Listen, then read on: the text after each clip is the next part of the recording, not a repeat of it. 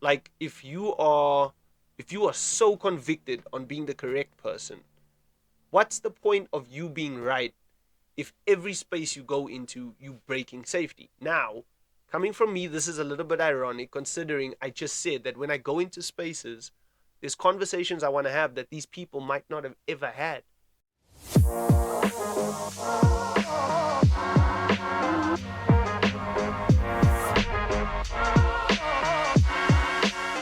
Welcome back to another week of the Ordinary Connection podcast. You are with me, Keegan, again. And this week we are talking about how pursuit is not passive.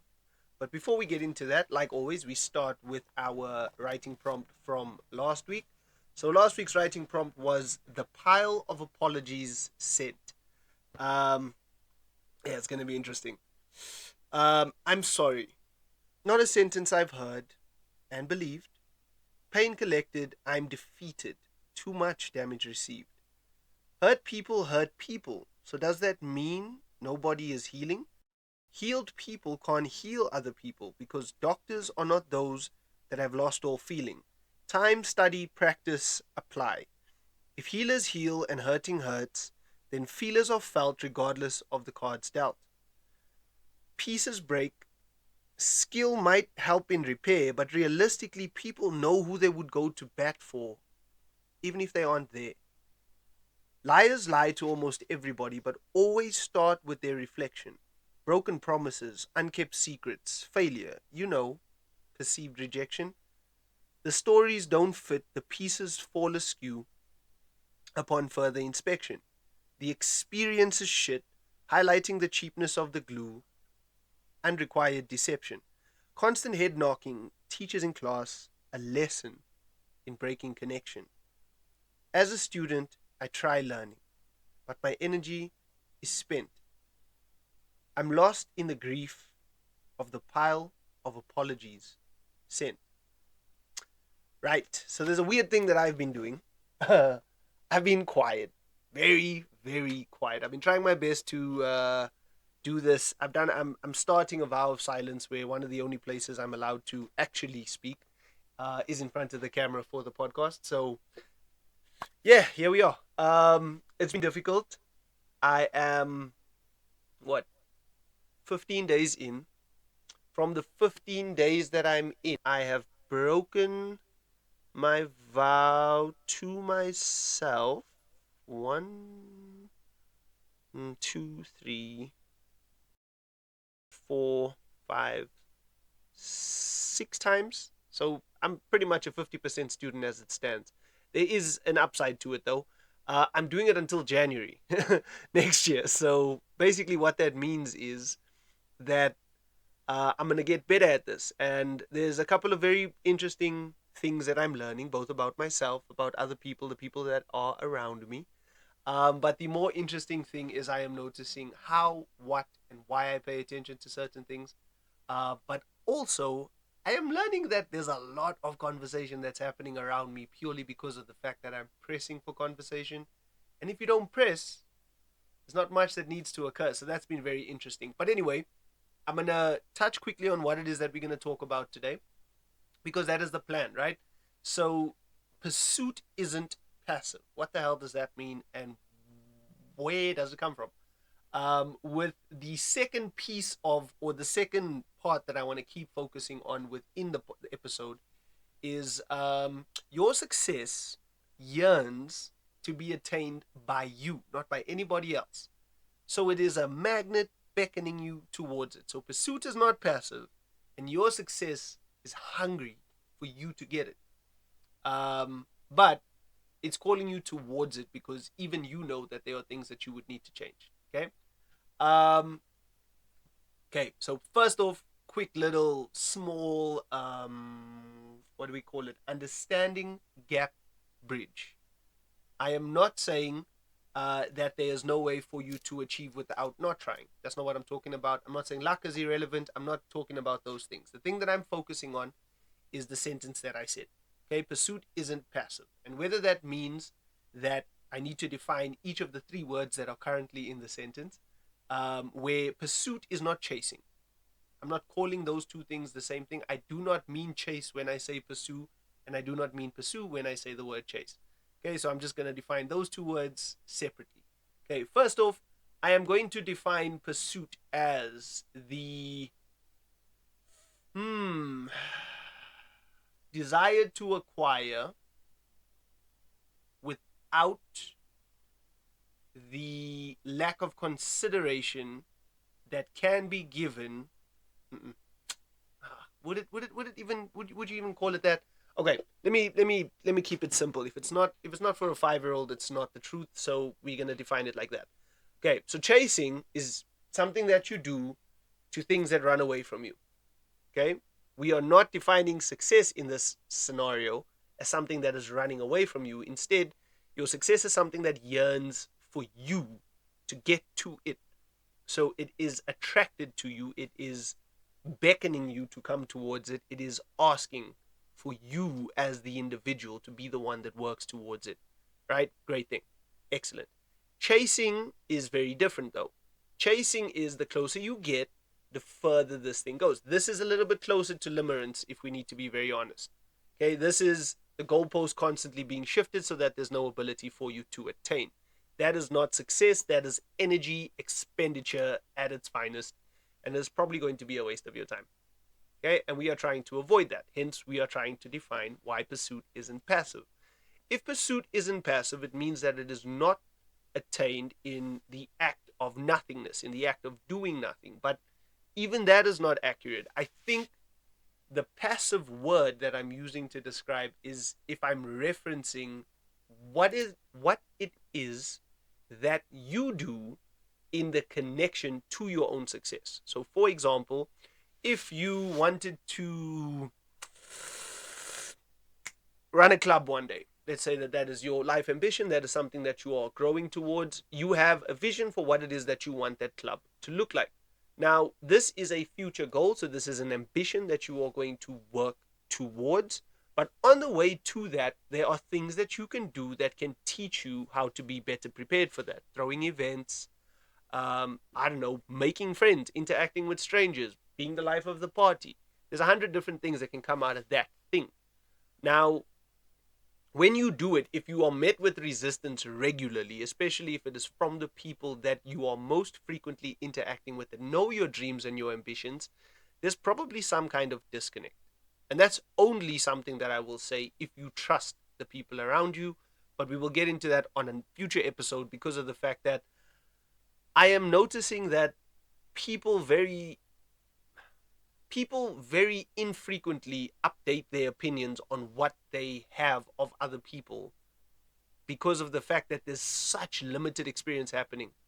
So people are kind of updating within the fragments that people are giving them, which is a little bit of an odd thing to me, but not at all the conversation for today. And the reason that the premise of understanding, or why I think understanding the what is your success, what do you call success, those types of things, is because maybe at the moment where you recognize it is the exact moment that you notice how far it is from you. Because I think there's been a slight shift in the way that my brain is thinking about doing things. I've noticed I've been very frustrated with the way, quote unquote, the world is interacting with me. Now, I don't think that that's necessarily been correct, because I think that it is obviously the rose colored glasses that I'm wearing and the lens that I'm perceiving the world through that's altering what it is that's happening. So, realistically, it would be if I don't change something, nothing will change, right? Okay, so now I'm going to pause that and I'm going to go back into the silence thing that I'm trying. Okay, I feel as though I steamroll people in conversation. Not because of the fact that I'm attempting to steamroll people or conversation in and of itself. There are certain things there are things in certain spaces that I would prefer to talk about. And whether that be the things that people are most frequently hiding, that's a whole nother thing in and of itself. But one of the most interesting things is I'm noticing that there's a lot of times when I actually want to speak to people that they might have not necessarily predicted, projected, anticipated that these are the types of conversations that they can have on a night out, in a library, I don't know, in front of the tuck shop, whatever it is that you want to say it. So for that kind of conversation to happen, I've always, let me say, been the instigator for it. Now, in me attempting to become more observant, but also to receive more, I want to see if I change what's happening in terms of the rose-colored glasses that I've gotten most used to and most comfortable wearing. If I change that on purpose, I am trying to see what happens to the world around me and how does it ebb and flow. Does it respond to me? That's kind of the first thing, because there's people that it's had an effect on, and there's people that it hasn't really had an effect on, and there's people that I didn't expect it to have an effect on that it's had a bigger effect on, which is very, very interesting to me. But it's interesting to me for me, not necessarily deepening or strengthening any of the bonds that I'm experiencing, but it is giving me pause. It is giving me a second to kind of look a little bit deeper, listen a little bit longer to what it is that people kind of want to say. But there's a weird thing. People almost they feel reluctant to share when there's a silence in the room, which it's so ironic because this is the thing I don't like. I'm not a fan of silence. I'm not particularly excited by the desire for silence because I do not think that silence is always useful. It has its uses, definitely, but I don't think it is perpetually useful, right? But in the silences that I'm experiencing, in the quietness that I'm kind of leaning into and that I've been leaning into for the better part of the last kind of 2 to 3 months, there is okay, so this is my little thoughts book that while I am out, I respond to people by writing down because I'm trying not to speak. And it's also kind of become a I'm not going to call it a journal because it's not accurately a journal, but it's more like a timeline for the interactions that I'm choosing to have, the places that I'm choosing to go. And I pre-wrote there's a day where I went out and I needed to kind of I knew I was going to interact with a lot of people. So I'm going to say it now, but I'm saying it also for the course of kind of the next 3 to 4 to 5 months, if I'm being a little bit more honest about it. I am not trying to be rude. I do have stuff I want to say. I am still very opinionated. It's just not about me and my opinion right now. Like the life that I'm trying to kind of witness and learn from and pay attention to is not the one where my opinion is the most important thing. I think I'm trying to pay attention to what is it that people are seeing on me? What is it that people are trying to experience around me? How is it that people are trying to experience those places? And for some reason, going extreme and being quiet is kind of the thing that has, for the last 2 years, I have done it for a period of 30 days. And they might have been my favorite months. Like, of each of those respective years, they might have been my favorite months because it just, it felt easier. So to say I don't like silence might not be the most accurate, but to think that I don't trust silence is definitely a very accurate thing. So this is potentially me just working on that kind of trust issue within silence itself to rectify it. And I do think there's some kind of result happening. Okay, so I pre-wrote this thing explaining to people that I know how to speak. Like my voice does still work. I'm just not speaking because I'm taking the vow of silence until January. I'm trying to be more observant, and I've chosen the most extreme route. But the invitation that I've given everybody, there are very few people that have taken me up on it because it's weird, right? You need to understand. I am still smiley. I'm still emotionally responsive, and I still have the odd nod, level of excitement, disagreement, kind of gesture. And when they leak out of me, I get very upset because the times that I've broken my vow has either been because it was a need, there was a requirement for it, there was something that I saw that if I stay true, and it's going to sound weird, but if I stay true to what it is that I'm trying to do, I'm going to do more harm in the spaces that I'm in than good. And I don't quite like that. So that's kind of been the first set of moments where I've broken my vow. But the second one has almost been kind of in like moments where I'm not paying attention or I'm a little bit focused on what's going on in my head, which, as any person is, will happen, where someone will call my name and say something to me, and by the time they've asked their question, I'm already responding without necessarily having taken a second to process, which I think is what the silence is helping me with. Right now, the next part was, if you want an ear to talk, to vent, to or purge. If you want to talk, vent, or purge, my ear is here, but yes or no questions work best. Just saying anything you would like is better. I will probably listen. My name is Keegan. Nice to meet you. Now, those 2 pages are something that I referred to for the better part of 3 or 4 days. But in the preceding conversations that happened from the moment that I've created that thing, I've noticed that there's some people that I don't actually have to talk to. And even in the senses or situations or moments where people are speaking to me, there are people that have had entire conversations with me and have not realized I haven't said a word by the time that the conversation is complete. And I don't know, I think maybe that's something that I potentially have a problem with. I'm looking for there's something that I wrote down that was just a thought that was I even had people sign the book. It was the most interesting thing. It was weird being loud while being quiet. It was a very very difficult thing for me to understand. But it's not. I'm not gonna find it. I need to make like a asterisk or something. Thing so that I can understand the notes that I'm making for myself within the conversations that I'm having with other people. But besides the point. So yeah, so in the silences that I've kind of been experiencing and stuff like that, I also then got hit with sickness. I was sick for a while, for I think 4 or 5 days, and I couldn't speak because speaking hurt. My chest was sore and all of that. My voice was gone. So that was a much easier set of days. So the smaller responses then became where I broke my word, and it's weird because if the premise is pursuit isn't passive, right?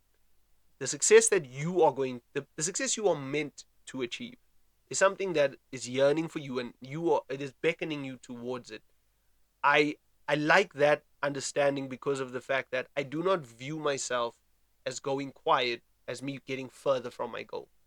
I don't see it as me putting distance. Right now, the irony is there's a lot of people that have highlighted to me, but what does that mean for the rest of your life? But I have a different question, and I think the question is only something I would have because of the fact that I've chosen silence. Right? How many of the things that you speak about, that you talk about, are things that matter to you versus are things that you think matter to other people? Right? And I know there's the whole social anxiety thing, and people want to be funny, or people want to be smart, or people want to be cool, whatever. We don't want to socialize with people that we've never interacted with. Cool, I get it. I'm ticking all of those boxes. I understand. I'm not trying to differentiate between all of the chaos and all of the negativity that's out there. I'm talking about when there's no game, when there's no play, when there's no win, no lose, right? If the choice is between you getting to choose between being right and being real, I'm hoping you can choose real more often than being right. Because what's the point of being right if you break safety? You get what I mean? Like if you are so convicted on being the correct person, what's the point of you being right if every space you go into, you breaking safety? Now, coming from me, this is a little bit ironic considering I just said that when I go into spaces, there's conversations I want to have that these people might not have ever had. Challenging safety, breaking safety, and creating safety are something that I have learned I think is everybody's job. But security guards protect things of value. That's what we say.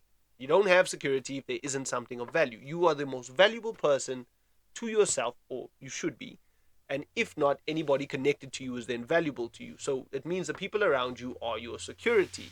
Cool. So then who's protecting your future self?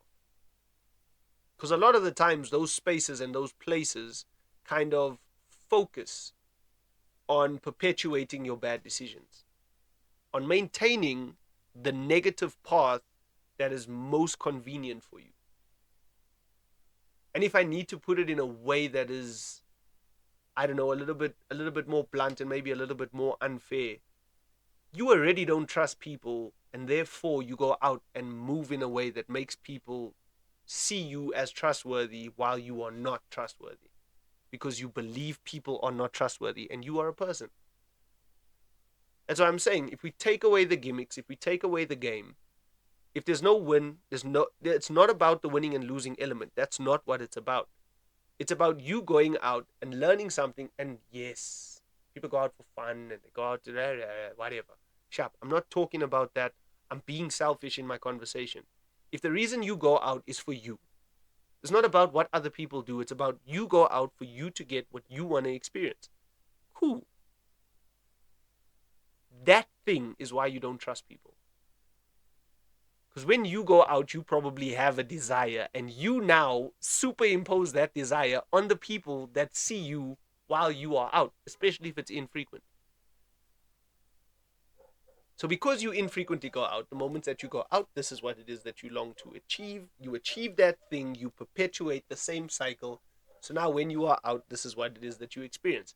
That's what you try and change in terms of an opinion of other people. Why? It's who you are. Literally, it's a choice that you made. So the consequence of your choice is that this is going to be how people define you. And that's fine. It's not about people, it's about you. But you define yourself as negative because then you hide. You define yourself as outgoing because then you go out more. Whatever you say, you are right. Your mouth is going to speak the world that you believe in your head. Every time. This writing, I am not actively trying to express an emotional state. I don't know where a single line sentence is going to take me to, but each time I have written the first sentence, the second sentence comes out, then the third sentence comes out, and 25 sentences later, at the point where I'm like, oh, okay, we've done this thing that we said. We have expressed something, we've written something down. Does it make sense to you, Keegan? Yes, it makes sense to you. That's pretty much it. As selfish as it may sound, the podcast is for me. And selfishly so, I hope that you enjoy it. And if you don't, I hope that you know someone that might. And if they don't, I hope they know someone that might. And that's okay. Because realistically, there's been an immense amount of value that I have found in this thing. And that's not me trying to be arrogant or cocky about it. It's literally just, I've done the work, and the little doubt and insecurities that I've experienced in doing this thing is something that has taught me something for me. Even if it doesn't happen or hasn't happened for you yet. Okay. Because pursuit isn't passive. This is a 4-year journey where over the last 365 days, it's the first time I think it started crawling. So for 3 years, it was, I don't know, growing under the earth, whatever you're going to call it, if it's a plant analogy. And then it started moving, broke the soil, started reaching up, all of that. And it still requires care, it still requires maintenance. So then realistically, the future version of myself that doesn't have security because of the fact that I believe that the people that I'm around and the people that I'm connected to might not know what it is that I'm working towards, but also they don't need to understand what I'm working towards to be a part of. Right? The minute I can understand that, then the insecurity kind of disappears because I'm not waiting for the judgment, which is important. But also, the metric of the validation seeking then changes. So the people pleaser thing changes from an external target more to an intrinsic thing. So now I'm looking at how can I be the person that I am making happy with this thing that it is that I'm doing. How many things do you know, or how many times do you know what the right thing is and you don't do it? So knowing is not really that relevant if we're looking at it, right? And it comes down to when you when you get there, when you get to the point where you are the person you are willing to question is yourself. What do you do? Do you skip over it? Do you glaze over it? Do you ignore it? Do you pretend it's not there? Do you bury it? Right? Because in my head, if you came into a safe space, if the space was safe before you arrived, would you even know who to be? If you were the most unsafe person in a safe space, would you be able to call yourself out? Would you be able to pivot? Would you be able to adapt? Would you be able to listen to the fact that somebody feels you are creating a lack of safety? Weird, right? So that's pretty much what's kind of been happening within the silence. There is a lot of there's a lot of things that if I just normally I don't give things like 2 to 3 days. I think I am a I feel like Uncle Fester, you know. Um, things can just kind of get a little bit out of control, and it's probably why the whole doctor analogy and all of that came out in my writing. But it's healing is also something that takes time, and healing is not passive, even though sometimes healing looks like doing nothing. Right? So don't maybe get that confused in the pursuit of your success. Is that moving slowly can also just be certainty as opposed to a lack of security or a lack of support, right? You can you can meet more of yourself when you can recognize the things that you are trying to avoid. And the only potential reason that I can be saying that right now is as someone that has spent a lot of his time learning how to speak and open up and da da da da da, being quiet, which is something I don't like, is teaching me more about me than about other people. And it's a very simple analogy and it's a very simple example. So maybe there just needs to be something that you don't necessarily feel confident about, or maybe even something that you're insecure about that you need to try.